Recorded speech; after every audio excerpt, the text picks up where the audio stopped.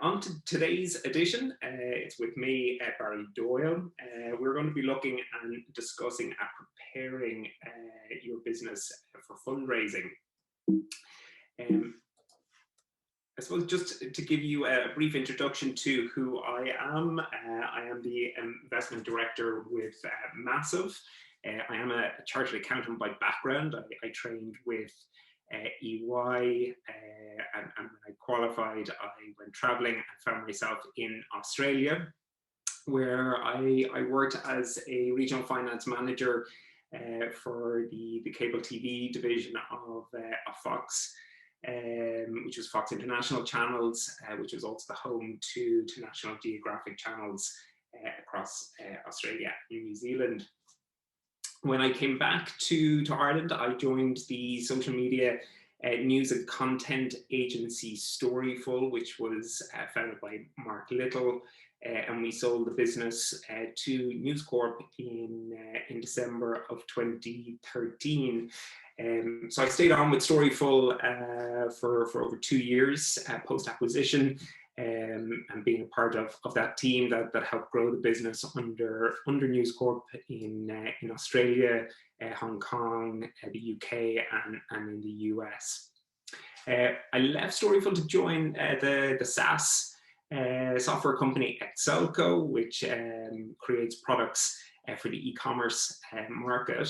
And as part of the team there, we grew the business to be one of the fastest growing software businesses in not only Ireland, but also in Europe. I'm an elected member of the Board of Chartered Accountants Ireland. I was elected to that in 2015 and re-elected in 2019. And prior to Massive, I worked for the recruitment agency Mason Alexander here in Dublin. So as part of my role with Massive, I work with a broad range of companies. And obviously Massive is backed by Dan and Linda Kiley. And so there's a selection of companies there that I do work with. And it includes the wonderful Republic of Work as well.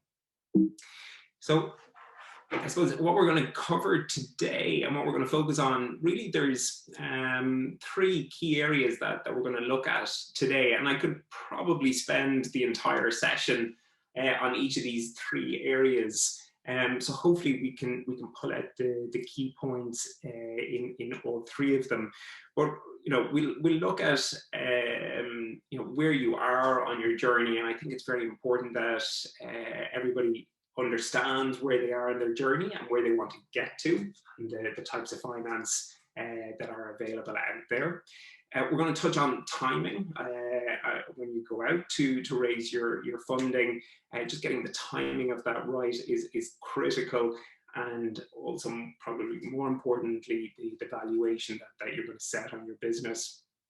And the last piece, probably for me, is fundamentally the most important, and that falls under a very broad heading of storytelling. And look, we as humans, we all love a good story, as Irish people probably even more so, and it's hugely important that the right story is crafted in order to get investors to buy into your business, but also to get people, potential hires and recruits who are going to join your team in order to help you scale and grow your business.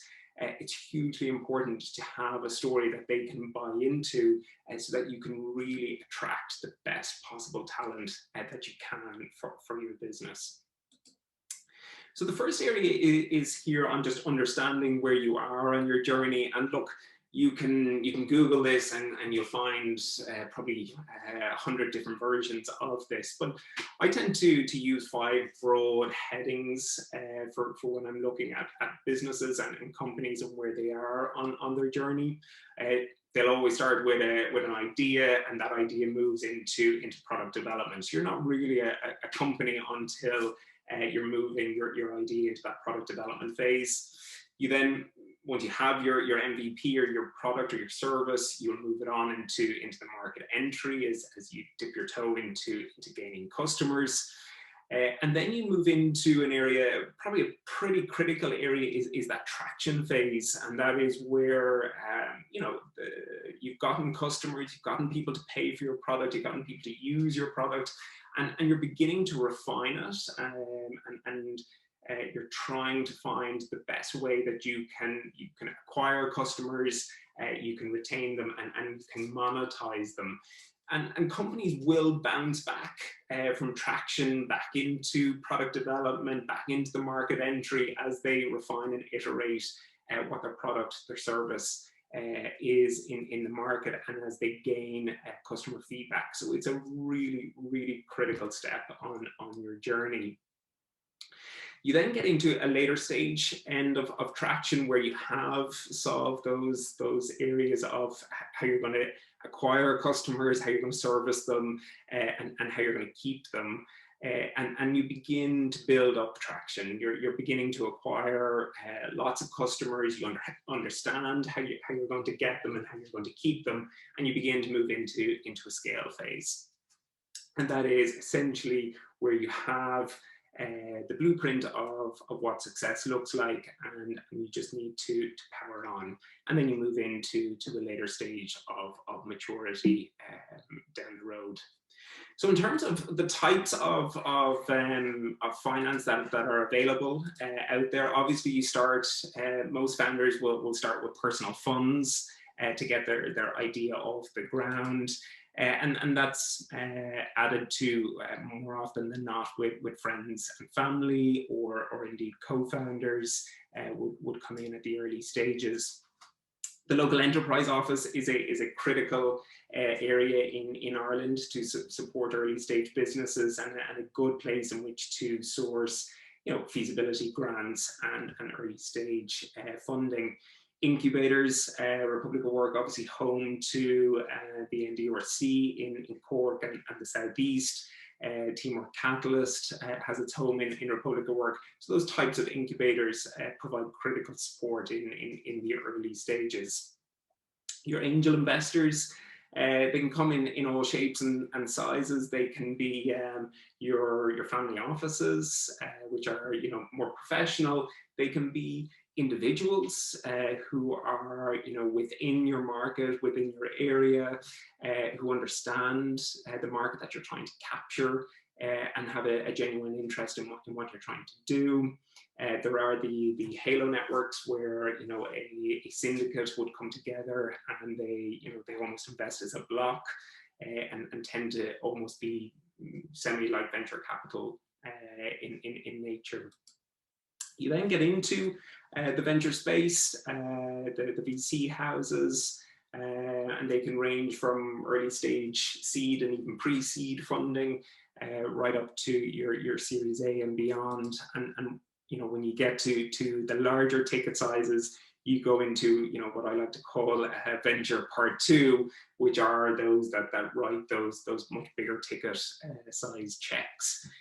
And at that stage, you can also explore the opportunity of venture debt, and the likes of Silicon Valley Bank are obviously a very well-known player in that space, and they tend to come in at that later stage.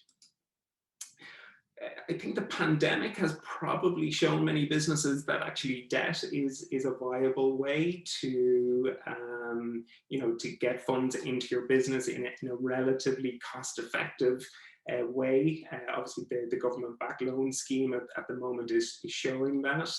And indeed, at later stages, equity raises can actually be a costly exercise in which to do. So debt actually becomes a viable avenue. Earlier stage businesses can also benefit from debt funding. Simple things like invoice discounting are a good way to help support cash flow in businesses if you have a debtor book that you can get finance on. And then lastly, obviously, your public markets and your IPO is a key area in which to raise money, obviously at the later stages, or indeed the private equity side of things as well when looking for an exit. I also wanted to touch on bootstrapping. Bootstrapping obviously is where you're pretty much self-sufficient in terms of your funding, and you don't need to raise external funding. And it tends to happen where, potentially a founder has had some success, has the ability to support the business themselves, or where the founder actually is a developer in background, or a coder, and is able to create the core product themselves. Bootstrapping, you tend to see, can be a real avenue for them. And there are some big examples of companies who have been successful in terms of going the bootstrapping route. And indeed, we all know the local player of Teamwork, a great example of growing a business with bootstrapping. So moving on to timing then, look, timing is critical, and more often than not, founders spend way too long trying to raise funding. It's a long process. You always hear it from founders that they're sick to death of trying to raise their round, and it's what they spend the most of their time trying to do. And more often than not, the reason for that is that the process has started too late. And you look at early stage businesses, and they may have gotten some money from friends and family. But if a business knows, and an entrepreneur knows, that they're going to need to raise money in 9 months' time, the time to go and raise money is right at that stage that how much money you need to raise. Or if you're going to raise, go and do it straight away. Don't leave it too late. And the best possible time to raise money is when you actually have cash in the bank. So I would always say, and always guide, that if you can have 9 to 12 months worth of cash burn within your business when you're going to try and raise money, because the best time to raise money is when you can tell investors that you actually don't need money right now, and that you're taking it on for a future point in time. Fundraising is seasonal, no matter what anybody says. And if they tell you, oh, we don't slow down, fundraising is seasonal. And my rule of thumb is generally to follow the school calendar. And it does slow down through the summer, through peak holiday periods. And it's important to factor your time. Don't start your fundraising process on the 1st of August, because you're going to get a lot of out of office bounce backs at that time. So it's just a complete waste of time. Make sure you don't do it at a critical point in time for your business. If you're in the e-commerce world and you need to support e-commerce sellers, and you need to be there for them, in the build up to Black Friday and into Christmas sales, don't start your fundraising, or don't find yourself in the middle of fundraising in that critical time period. Do it earlier in the year, or try and delay it if possible. You need to remember, no matter what, you have a business that you need to keep running, and you need to keep functioning. So make sure that you're there for those critical points along your own journey. And then critically knowing your investors, and knowing which ones to approach. Putting time and effort into mapping the investors, trying to understand the types of investments that they make. Is your company at the right stage of its journey in order for you to have that conversation with them? That's critical, because one, you'll only end up wasting your time, and you can potentially end up blocking an avenue of future funding if that conversation doesn't go particularly well. So it's really important to know the investors at your particular point in time. When it comes to valuation, look, there's no doubt about it. It is fundamental when you're going out to raise money, and all investors will ask you, what valuation are you raising at? If you overvalue, it's going to be more difficult to raise. You're going to need to have some strong justification for your valuation. Regardless of what that number is, you will need it. But if it's an extremely lofty number, look, it's going to be more challenging because you're going to find yourself on the back foot trying to defend that valuation. Undervalue, look, you face the prospect of early dilution, and if you go too low too early when you need to raise future rounds, then that's when you're really going to feel the dilution impact. And for me, no value is just disaster territory. If you hear the line, "I'll take your lead on valuation," look, investors don't want to hear that. They want you to be confident in terms of where you see your business, where you see it today, where you see it going in the future. And a fundamental part of that is putting a value on your business. So at a very high level, what I would say is, look, understand the amount of equity, the maximum amount of equity you want to give up, and the actual cash need that you need in your business. And that's not necessarily the cash need at this round, but it's the cash need at future rounds. So by and large, and in particular with software companies, they tend to need future rounds of funding. And it's, vitally important that as founders and as entrepreneurs, you understand that and you're able to communicate that, articulate that, and that will also help you understand how the dilution impact will actually have. So don't necessarily look at these things in pure isolation. So onto the I suppose the third element of today, and the one that I had said earlier on as the most important. It is that storytelling piece. And for me, telling your story is the most critical piece of the jigsaw when it comes to raising funding. Being able to articulate why you exist, why your business or your product exists, and who you are.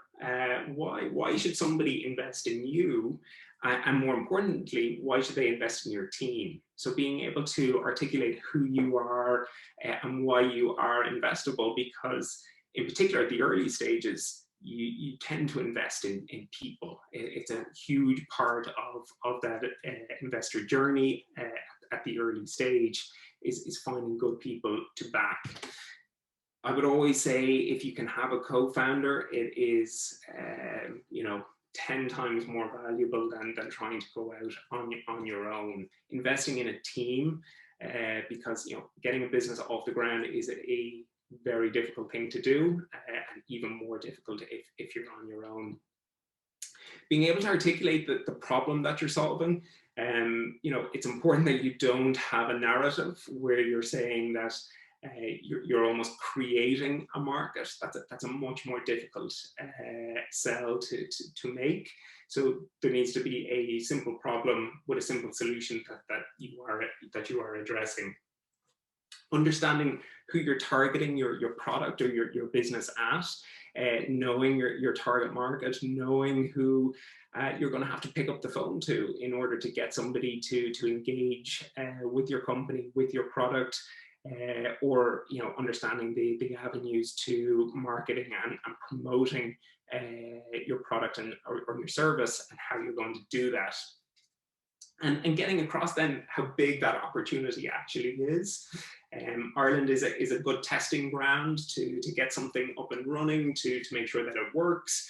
But really, if you can articulate beyond Ireland, that's very important, and how you're actually going to be able to achieve that. So crafting that story around just how big the opportunity actually is for somebody taking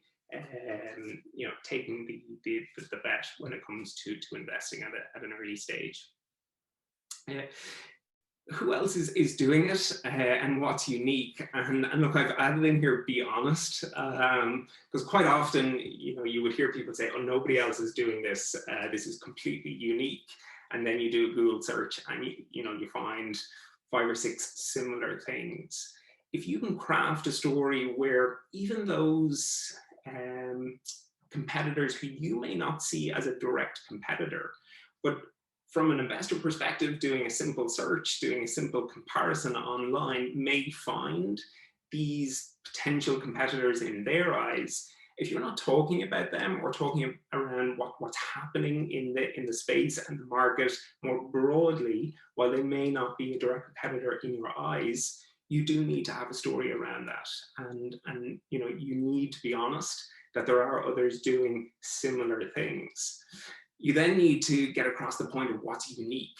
And you know, sometimes that is a proprietary piece of technology that you've written, created, and you own.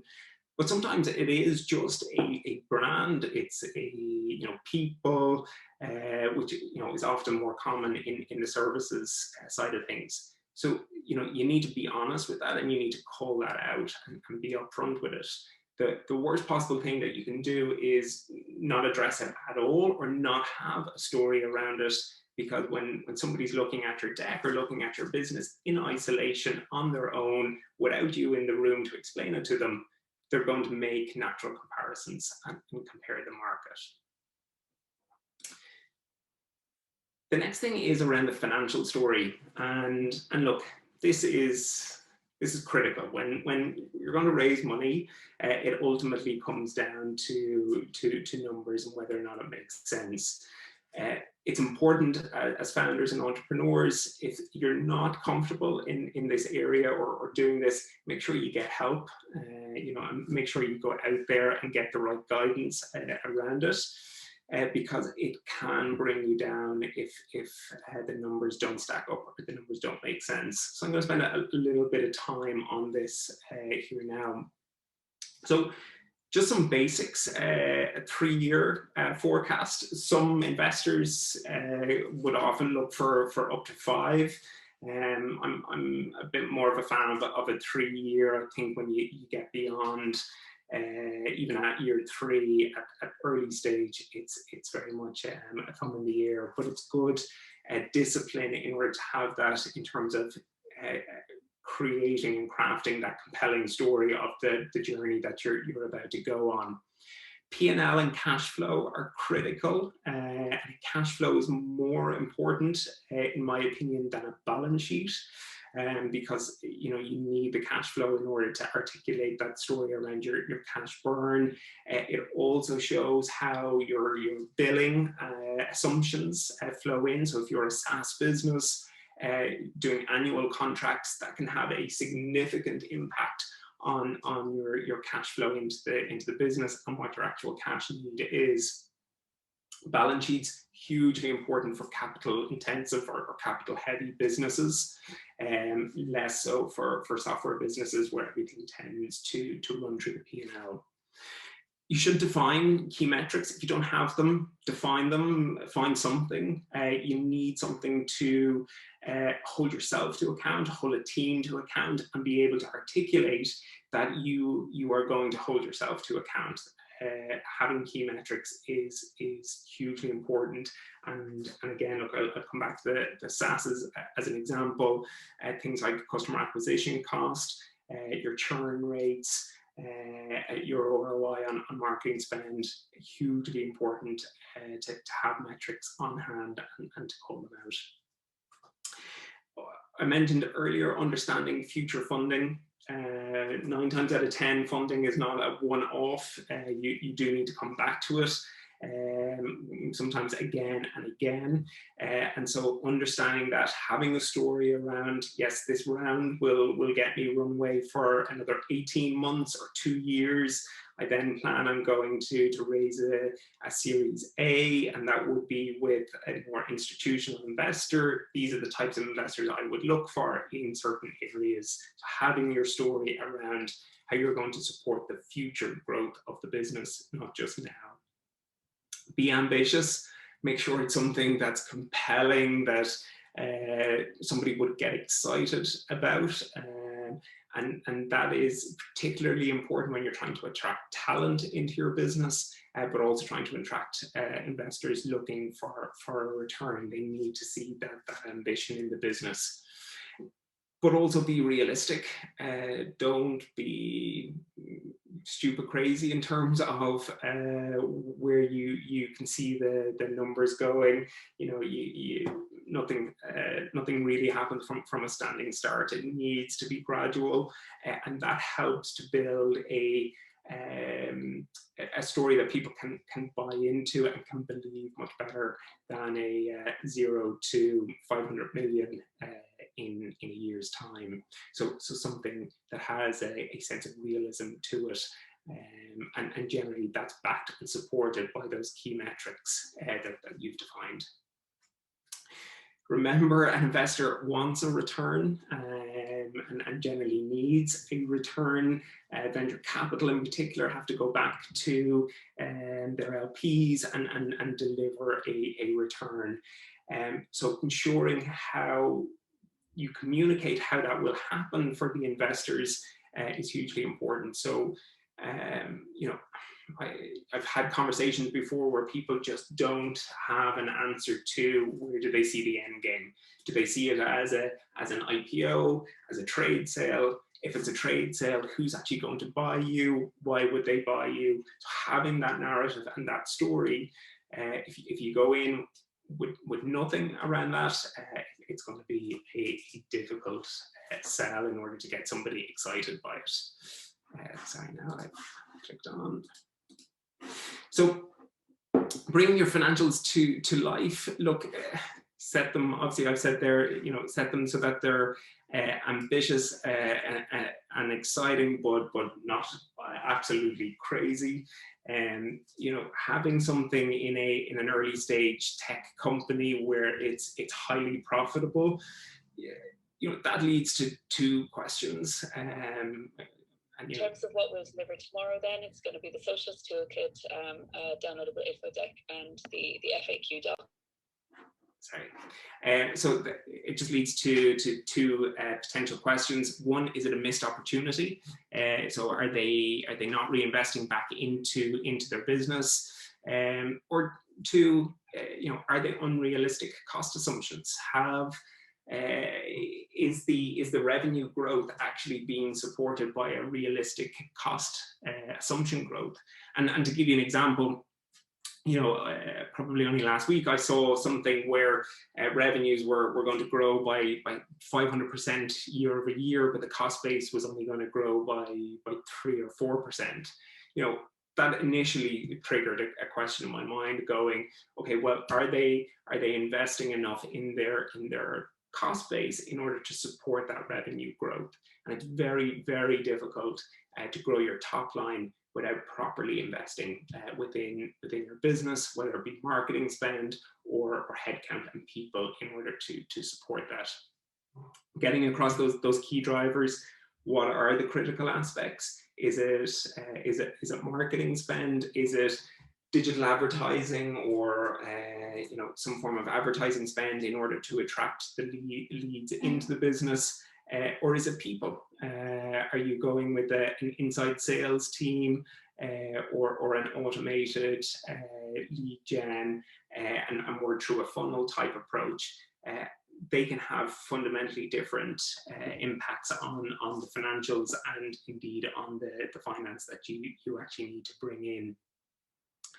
Clarity on your revenue generation, even if it's untested, even if you don't have a paying customer at this point and you don't fully understand how you're going to price your product, being confident around how you think it will happen is vitally important, and having an answer to that, how you think it will work, and communicating that across.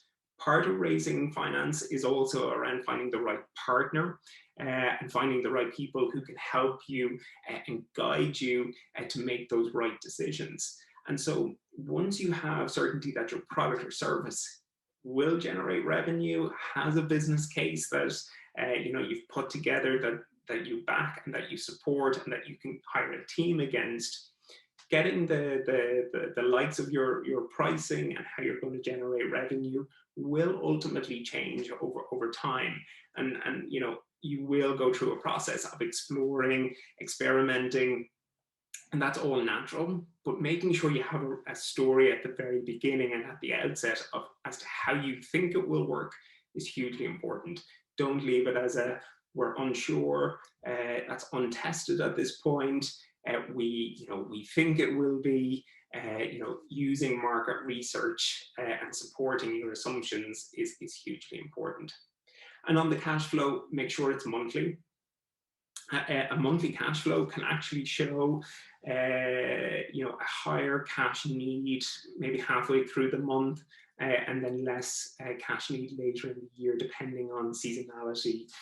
So it's important that is actually broken down on a monthly basis and not just one lump sum in a total year. So there can be a variance. So it's very important to have your cash flow broken out monthly. Then just continuing that story post-raise.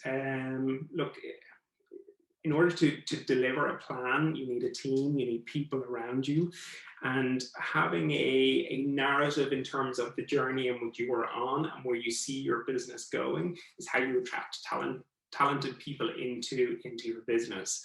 And so continuing that story post your fundraise is vitally important. It also motivates the team that are inside, are already inside.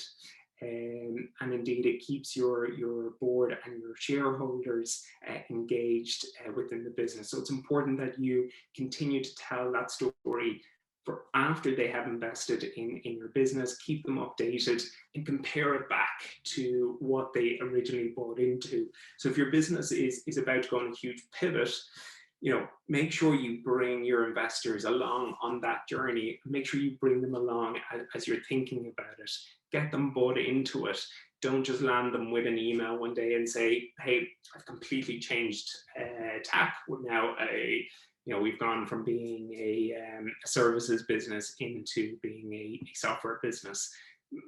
That type of update spooks investors, and if you need them there for follow-on funding, for support as you move and you change direction, you need to have brought them along on that journey with you. And it's also hugely important for preparing for the next round. So in your conversations when you're looking to raise money, you're going to speak to a lot of people along that journey, some of who you'll find you may have thought that they could support you at this particular juncture in your journey, but actually they wouldn't be able to support you until a later stage. It happens a lot with the VC houses. Keep them updated, keep them engaged with the story, send them updates, and keep them engaged even after you've raised your funding, all with that frame of mind of thinking I have future funding to raise, and so you have a warmed set of potential investors for future funding. So with that, that really is a high level for preparing your business. Angie tells me that these sessions tend to be very good for questions, so I've allowed some time to have a fairly open session in terms of questions. So hopefully you found that useful, and any questions, just let us know.